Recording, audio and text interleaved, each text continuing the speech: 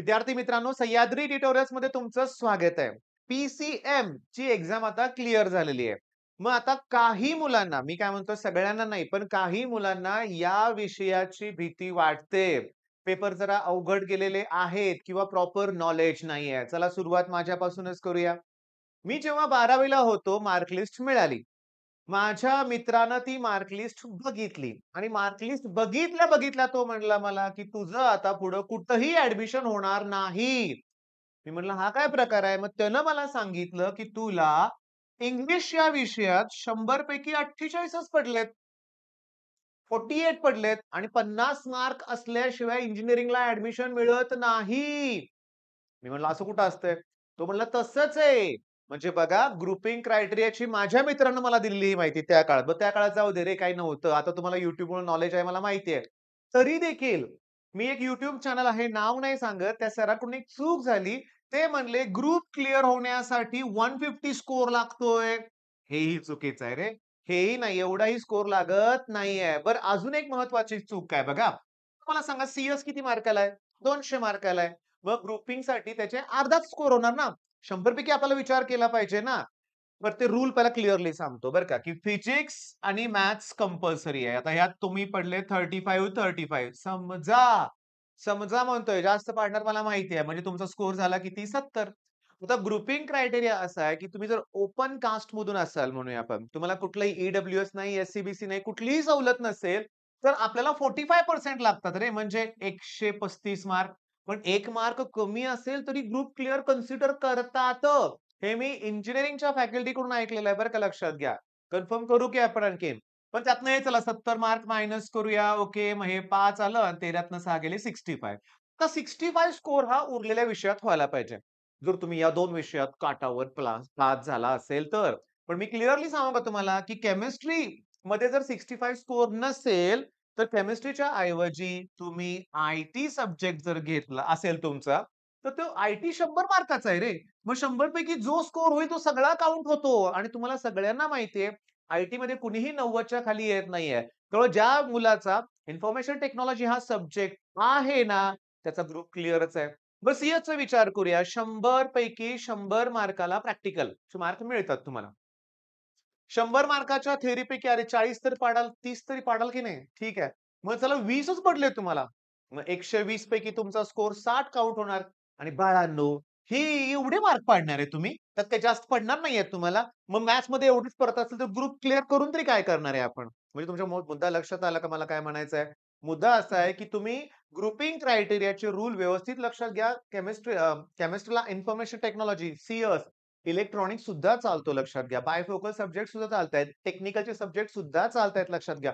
मग जिओग्राफी नाही, डिफेन्स नाही, जर्मन नाही लक्षात घ्या.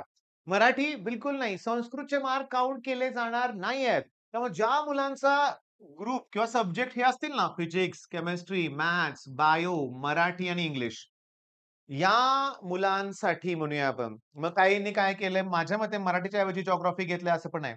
मग हे जर ग्रुप असे असतील ना, तर काही नाही तुम्हाला ह्या 3 विषयातच 135 ते पण ओपन असेल तर. पण मला असं वाटतंय बघा, मला असं वाटतंय, की मराठा समाजाला एस-ई-बी-सी मधून आरक्षण मिळालंय.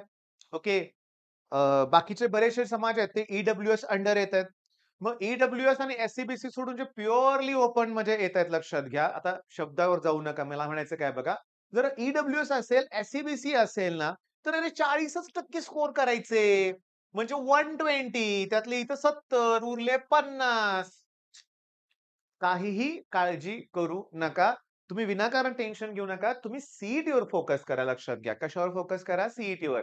आता हे मी व्हिडिओच्या अगोदरच डिक्लेअर करायला पाहिजे होतं. मी तुम्हाला सांगतो, की डिटेल 1 किंवा 45 डेज स्टडी प्लॅन माझा व्हिडिओ नेक्स्ट असणार आहे. ओके. अजून मी तुम्हाला सांगतो, नेक्स्ट माझा व्हिडिओ हाच तुम्हाला मिळेल 45 डेज स्टडी प्लॅन. हे स्टडी प्लॅन असल्याशिवाय सक्सेस मिळत नाही हां. आपल्याला काहीतरी प्लॅन हवाय लक्षात घ्या. ओके. आणि सगळ्यात महत्वाचं, मी तुम्हाला क्लिअरली सांगतो. माझी एक स्टुडंट आहे. ओके. म्हणजे मला म्हणायचं आहे काय बघा, की माझे जे 2nd, 3rd इयरला स्टुडंट आहेत, जे आता फायनल इयरला आहेत, मग सी-ओ-ई-पीमध्ये आहेत. ओके. मग व्ही-जे-टी-आयमध्ये आहेत, व्ही-आय-टीमध्ये आहेत. ह्यांच्या थ्रूच मला क्रॅश कोर्सला ॲडमिशन्स खूप मिळतायत. म्हणजे मला कॉल रिसीव्ह करायला वेळ मिळत नाहीये. ऑफलाईनसाठी येणारे पालक भरपूर आहेत, पण माझ्यावर विश्वास ठेवून क्रॅश कोर्स घेतला जातोय. पण मीच सगळ्यात बेस्ट आहे. मी सांगेल तेच येणार आहे. मी म्हणेन तेच येणार. असं नाहीये. मी तुम्हाला सांगू का, ऑलरेडी माझं एकच तुम्हाला म्हणणं आहे, की भलेही मी असेल किंवा ज्या शिक्षकाचं तुम्हाला आवडतंय, त्या शिक्षकाचा तुम्ही कोर्स घेतला असेल ना, तर तुम्ही एक गोष्ट लक्षात ठेवली पाहिजे, की आई-वडिलांच्या कष्टाचे पैसे तुम्ही इन्व्हेस्ट करताय, कोर्स घेताय. अभ्यास करून रिझल्ट मिळवून दाखवला पाहिजे लक्षात घ्या. रिझल्ट पाहिजेच मला लक्षात घ्या. मला तुमचा रिझल्ट हवाय. ओके. आणि मी सांगू का लक्षात घ्या, की मला खूप आवडतं तुमचा रिझल्ट बघून. मला असं कधीच तुम्ही माझ्या चॅनलवर बघा. मला आनंद होतो, जेव्हा माझ्याही क्रॅश कोर्सचा मुलगा दुसऱ्या एखाद्या चॅनलवरच्या इंटरव्ह्यूमध्ये मला दिसतो. बेस्ट वाटतं. चला. की तो आपल्याकडे पण होता, त्या सरांच्याकडे पण होता. मला हेच हवंय. मला काय हवंय तुम्हाला मी सांगू का?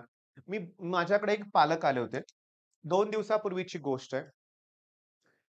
त्या मुलीसाठी ॲडमिशनला माझ्याकडे आले होते. आई, मुलगा हे दोघं आले होते आणि मुलगी 9thला आहे, ते 10thला त्यांना माझ्याकडे ऑफलाईन क्लास लावायचा होता.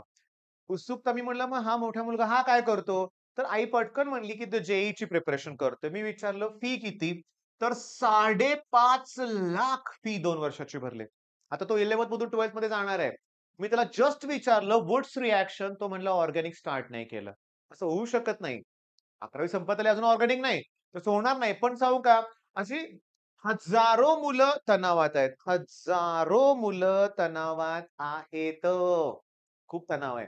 तर माझं काय म्हणणं आहे, मग माझी काय इच्छा आहे? माझी इच्छा आहे हे 5,50,000 भरण्यापेक्षा तर तुम्हाला 3,000 एव्हरेज प्राइसमध्ये तुम्हाला जर कोर्स ऑनलाईन मिळत असतील, तर मला ना माझी इच्छा आहे, की जास्तीत जास्त मुलांनी ऑनलाईनकडून शिफ्ट व्हावं. मला जे चांगले चॅनल वाटतात ना, त्यांना मी प्रमोट करतोच. माझी इच्छा आहे मुलांनी पण ते बघावेच, लक्षात घ्या, बघावेच. मी कधीही म्हणणार नाही, की माझ्याचमुळे रिझल्ट लागतो. असं असतं तर मी साताऱ्यात माझ्या क्लास बाहेर सगळं बॅनर, बोर्ड लावले असते. जे साताऱ्यातले त्यांना माहिती आहे, त्याची गरजच नाहीये. ओके, मग सगळ्यात महत्त्वाचं काय आता आपलं टार्गेट?